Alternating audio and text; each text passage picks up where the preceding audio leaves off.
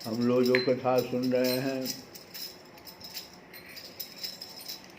वो दत्तात्रेय जी महाराज प्रहलाद जी से कथा कह रहे हैं।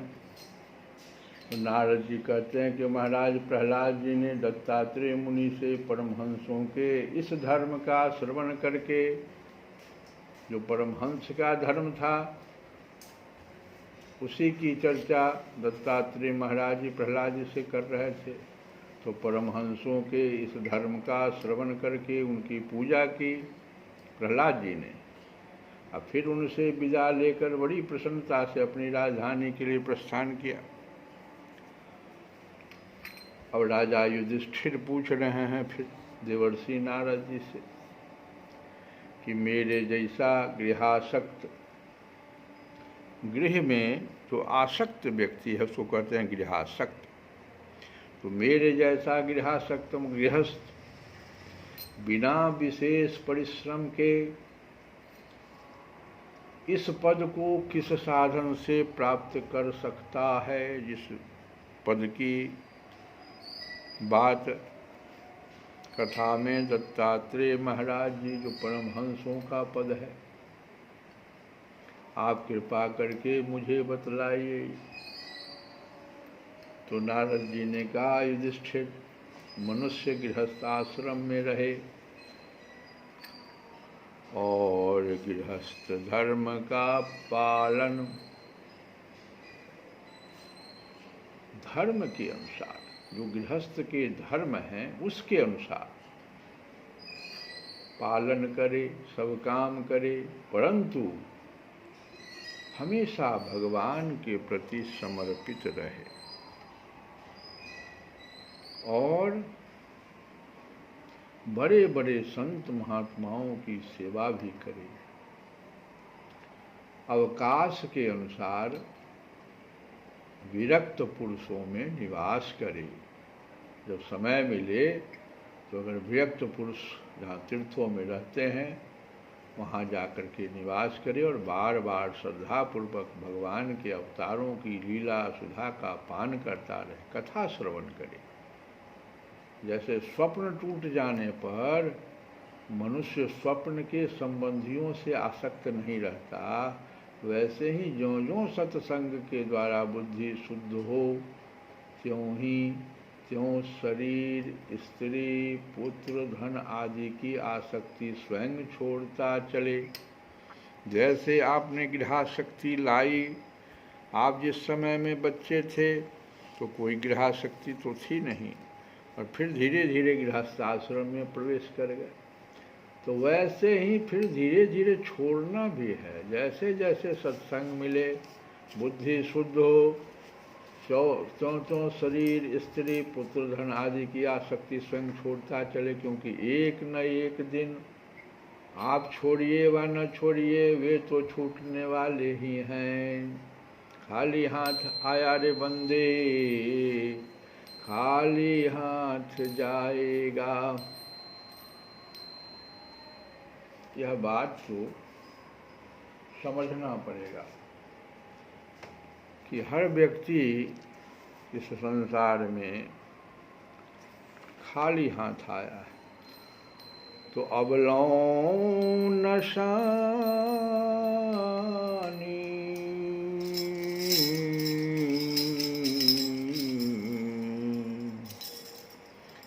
अब न सही हूँ,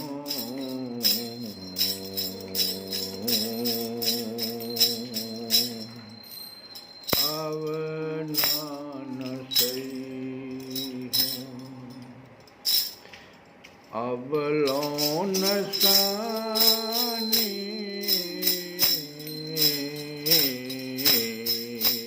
अब न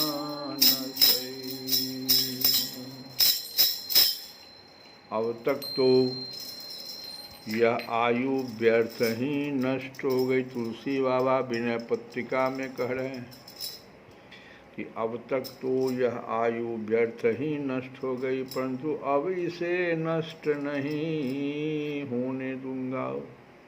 अब न सही हो,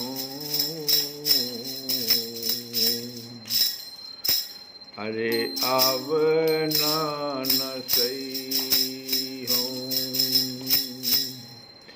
राम कृपा भवनी सास रानी, राम कृपा भवनी सास रानी, जागे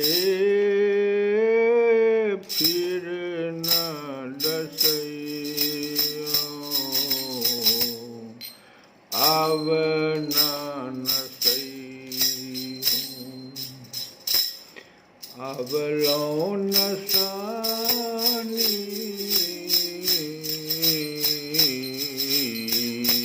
अब न सही हूँ। श्री राम की कृपा से संसार रूपी रात्रि बीत गई है। मैं संसार की माया रात्रि से जग गया हूँ। अब जगने पर फिर माया का बिछौना नहीं बिछाऊंगा। अब फिर माया के फंदे में नहीं फंसूंगा। और अब तक तो यह आयु व्यर्थ नष्ट हो गई, परंतु अब इसे नष्ट नहीं होने दूंगा। यही बात नारद जी युधिष्ठिर से कह रहे हैं कि जैसे जैसे स्वप्न टूटता जाए, मनुष्य स्वप्न के संबंधियों से इस प्रकार से आसक्त। स्वप्न में देखो क्या होता है, मनुष्य स्वप्न के संबंधियों से आसक्त नहीं रहता स्वप्न टूट जाने पर। वैसे ही ज्यों ज्यों सत्संग के द्वारा बुद्धि शुद्ध हो जाए,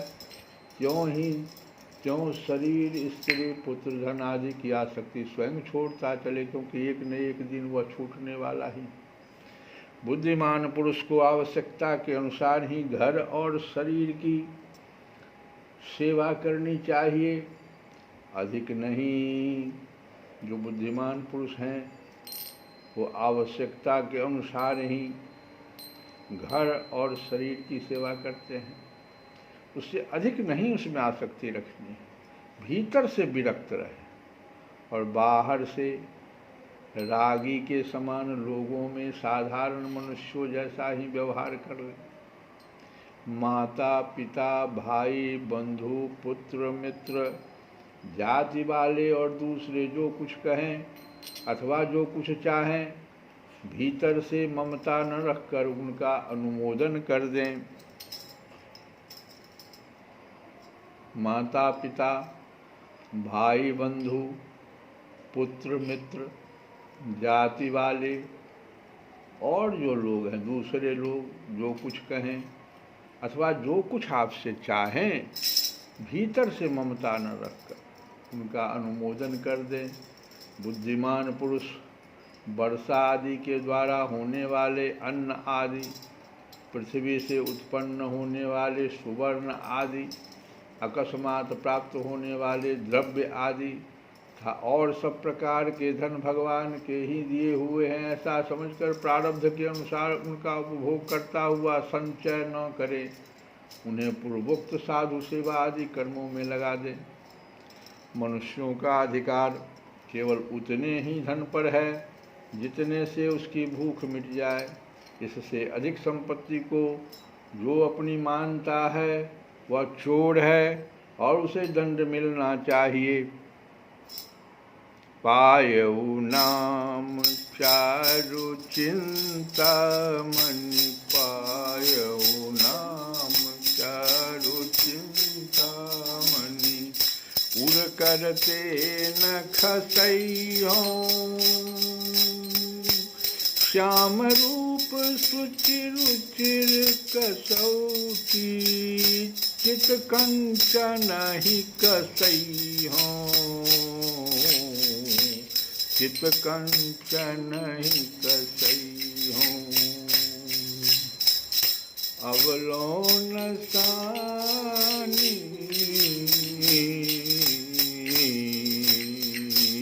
अब न सही हो, अब न।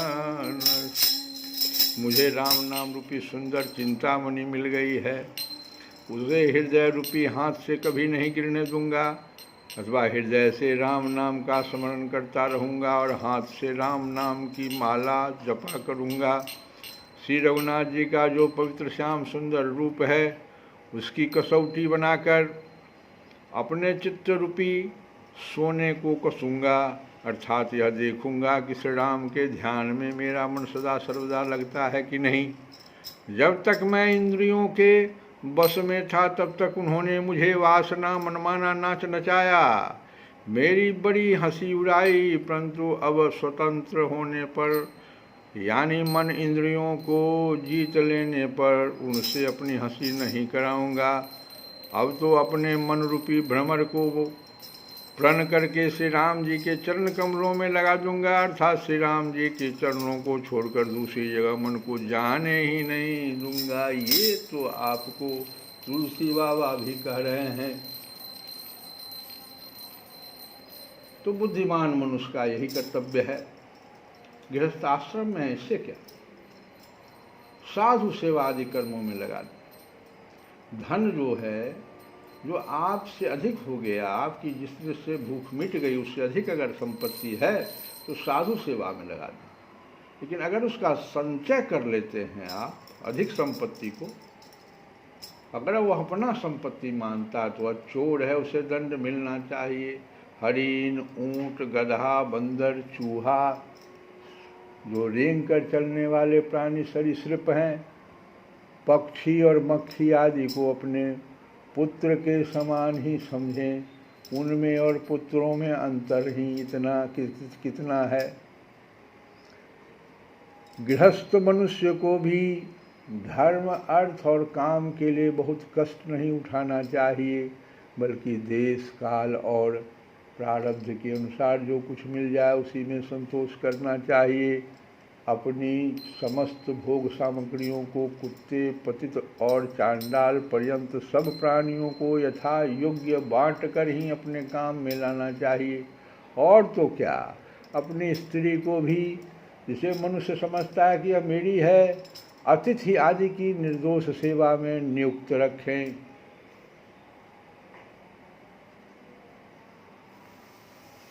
लोग स्त्री के लिए अपने प्राण तक दे डालते हैं, यहाँ तक कि अपने माँ बाप और गुरु को भी मार डालते हैं।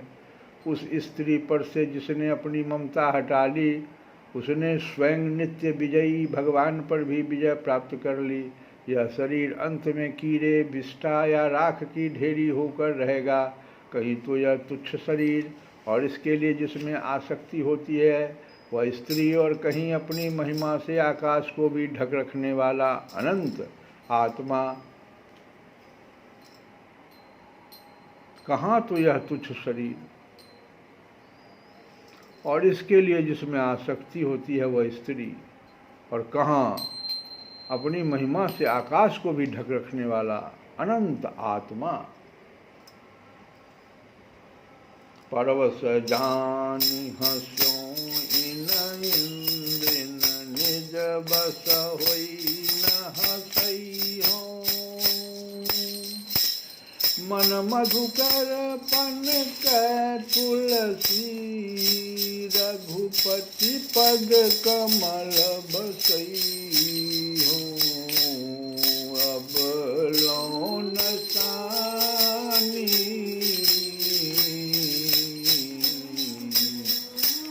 अब नान सही। यथा श्री राम जी के चरणों को छोड़कर अब दूसरी जगह मन को जाने ही नहीं दूंगा। श्री कृष्ण गोविंद।